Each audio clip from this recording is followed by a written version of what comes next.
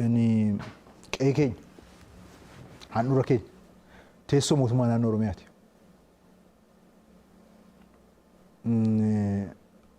Waan lamaa sadi gochuudhaan waan xumuramu miti.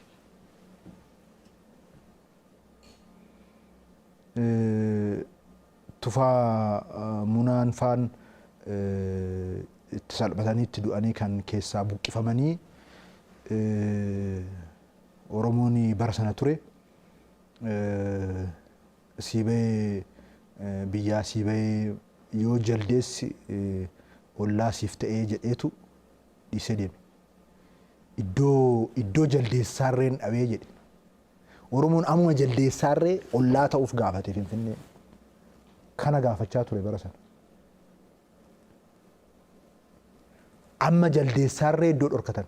Sanaan booda adeemsi ture Oromoon